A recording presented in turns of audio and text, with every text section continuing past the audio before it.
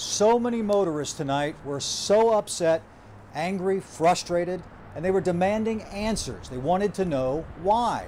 So the I-Team took their questions to City Hall and to some of the other agencies that we thought should be able to explain why they didn't provide a notice or a traffic alert. The only one that responded was the city of Cincinnati. A spokesman told me tonight that the city didn't have the right to provide an alert about the areas that would feel the greatest impact because the Secret Service does not allow local communities to release the travel routes or times in advance. Live in downtown, Craig Cheatham, 9 on your side. Craig, thanks for that. You know, I was inside the U.S. Bank Arena for President-elect Trump's speech, and by the time he took the podium, it seemed about 2/3 of that arena was full of supporters. Roseanne Aragon was there as well, and she spoke to some of those supporters. Roseanne, did they hear what they came to hear? Many of them said he did a good job. He answered their questions, he laid out a plan, and then took time to thank all of the men and women who have supported him since the beginning. Thank you very much. Thank you, Ohio. Thank you. The words many of these people waited hours just to hear. After a 52-minute speech from President-elect Donald Trump to the men and women of the tri-state, many were left feeling this. He laid it all out. Hope, optimism, coming together, being America again. I thought he did great. He covered a lot of tracks.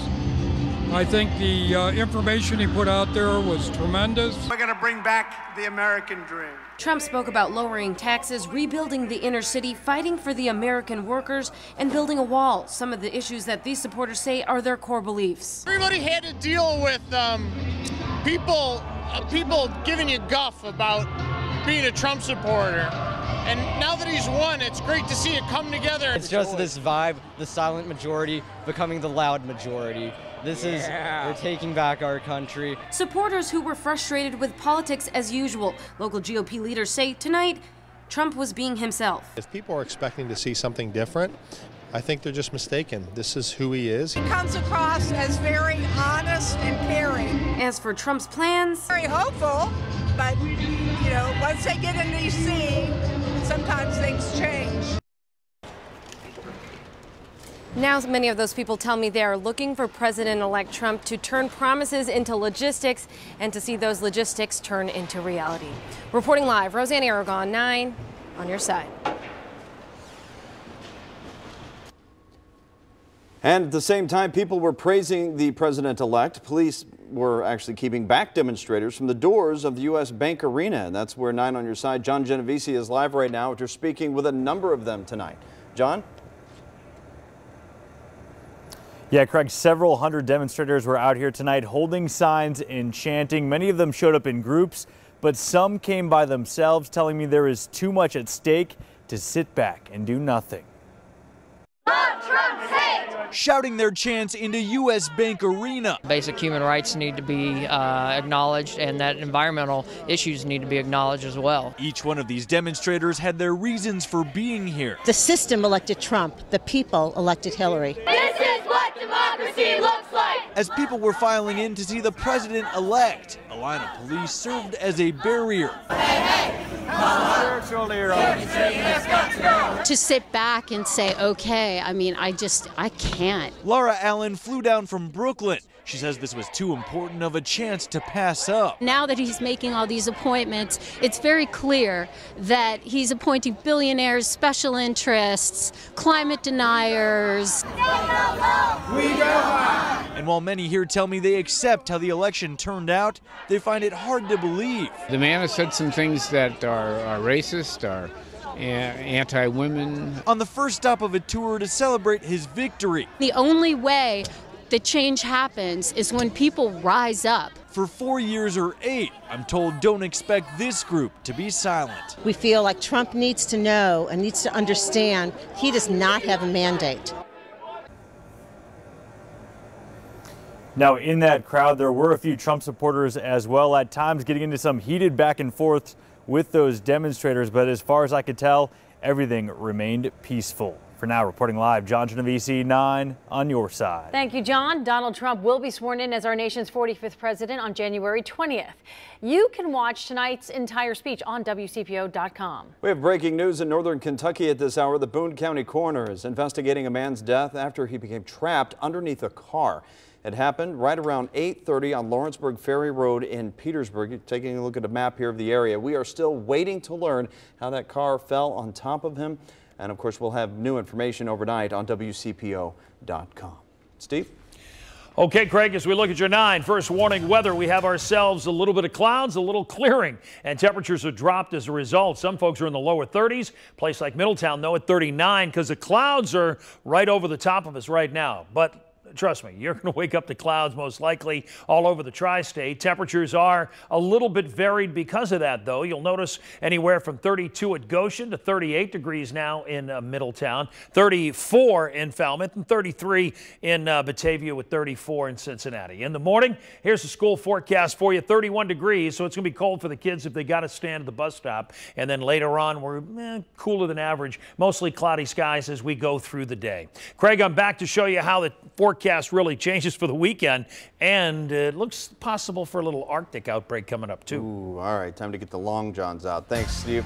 State of emergency, the latest death in the Tennessee wildfires tonight, and when people can finally return home. A school bus slams into a wall, the sign ignored, sending 4 kids to the hospital. Drivers' efforts to prevent that crash. And mystery solved, where a northern Kentucky woman's body was found and who police are charging in her murder. As 9 on your side at 11 continues.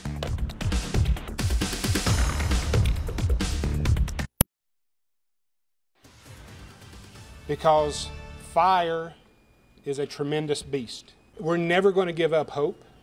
Tonight, a state of emergency is in place for Tennessee, and people near Gatlinburg are starting to see the full scope of the damage done by that wildfire.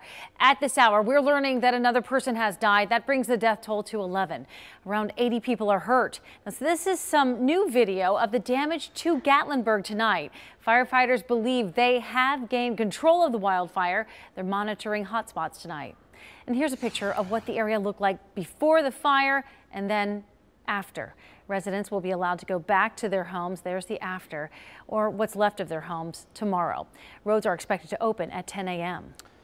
You know, we actually reported on this last night. Dolly Parton is giving families whose homes were destroyed by wildfires in Tennessee $6,000 each to just help them rebuild. And consumer reporter John Matarese is on your side tonight with the best charities to donate to and what to watch out for so you don't get scammed. By now, many of us have seen the pictures sent back by our Tom McKee and others of the devastation in Gatlinburg. And we're wondering, is there anything we can do to help a vacation spot that's very close to our hearts? Hundreds of families who live in Gatlinburg and work at the attractions we love to visit every summer no longer have homes. So here are some legitimate charities that will do good with your money, whether it's $20, $200, or just some clothing. Locally, Matthew 25 Ministries, the American Red Cross, Friends of the Smokies, United Way of Sevier County, and the Tennessee Valley Coalition for the Homeless. I'll provide links to those places on WCPO.com. Finally, be very careful of any emails you receive asking for donations. Some of them could be scams just looking for your credit card number. So be careful so you don't waste your money. New at 11, 4 kids are hurt after their school bus crashes into a wall. This is near Miami, Florida. This is new video, in fact, of the wreckage. And eyewitnesses say the driver was trying to avoid hitting another car, which blew through a stop sign. 2 other people were hurt. Right now, the search for a missing Florence woman is over. Crystal Warner and her boyfriend, Bobby Jones, disappeared in July. Her remains were officially identified today after being discovered last month in central Kentucky. Jones's body was found in August. Craig Pennington faces murder charges in their killings. He rented a cabin from that couple and was reportedly behind in rent. Pennington has pleaded not guilty. Switching gears to the weather, you know, the pendulum kind of swung a different direction today. That's the best way I can describe it. You maybe went from spring to fall all of a sudden? Yeah, that's right, huh? And approaching winter, it's kind of like saying, hey, I'm here, I'm coming, yeah. I'm on my way. Tap you on the back, or maybe pushed you, one of the two, right? Yeah, okay. Let's show you what's up. Nice looking shot outside right now where some areas are on the clear side. We've got 34 degrees officially for the temperature outside, but some areas still with some clouds. We're kind of like sliced right down the middle with the cloudiness around here, and so consequently, I do believe most folks will wake up with clouds in the morning as we continue to get some clouds out of the west-northwest. So in the morning, temperatures in the lower to middle 30s, and then we'll start moving into the upper 30s and 40s later in the day. But generally, it's going to be a very similar day to what we experienced today. Let's take a look at things on our little slice of the globe here, and you'll see what I'm talking about. Some clouds have just kind of fallen off in some areas across the tri-state over the last few hours. But they'll increase in the morning because of the wind flow that comes in out of the west-northwest. There's an area low pressure up here, and it's just going to sweep in, and that'll keep us cloudy as we wake up in the morning in most locations, and then really through most of the day with those peaks of sun. Now, the change will come as we get to Saturday. What will happen is high pressure starts setting up right up to the northwest of us. That'll bring in some drier air, and that'll eliminate the clouds essentially, and we get some sunshine in here. So perhaps you haven't gotten the tree up yet, or maybe you need to do some decorating outside for the holidays. Saturday's your day, because Sunday, well, that's another story. We're going to see some clouds and some rain coming in out of the southwest, mostly clouds. Earlier in the week, we talked about the possibility of maybe some snowflakes in here. And the reason why we said possibility and chance is because we had to follow the track of this low. And it turns out tonight we're starting to see this track not so much move to the north, but more almost due east. So a lot of that moisture will just slide that way. It does look like we'll get a little bit by the time Sunday midday rolls around, but it doesn't look like it'll be in earlier unless something changes. And so therefore, it's just not going to be cold enough to see the snowflakes or anything in that proportion. So overall, it looks like it's going to be kind of a cold, gray, rainy at times, spotty rainy day on Sunday. Not exactly the best with the Bengals forecast. Let me just mention one thing and tip you to the top of the globe. When we call this the Arctic outbreak or the Siberian Express, is because that cold air just runs down in over Canada and over the top of us. And it does look like we have the possibility of that as we get into well next week. I'll show you that in the 7-day as well. Out the door in the morning, temperatures in the 30s, maybe even some upper 20s first out the door in some spots. Then as we head through about mid-morning, we're in about the middle 30s. About midday, we're in the 40-degree range, and we'll finish in the lower 40s for the communities. The reason why is we'll pick up at least a little bit of sunshine, a la what we had today. Very similar day, in fact, as I mentioned. So your Friday in the whole projection for Cincinnati looks like this. 34 at 8 o'clock. We get to 44 at about 2. Then we start falling off into the 30s for you Friday night. If you've got Friday night plans, maybe coming in to see a holiday show or the movies, you're going to want to have the warmest coat you have because it really is going to be quite cold for the nighttime hours tomorrow night. Saturday then, temperature same, more sunshine. Then the rain. I'm still going to keep in a very slight chance of a flurry or two for Sunday. Sunday, of course, I mentioned the Bengals forecast, and here it is for you. We're going up against the Eagles, and it looks like there'll be some cloudy skies at tailgate, maybe just a spotty rain shower or two, so I'd probably take the poncho with you.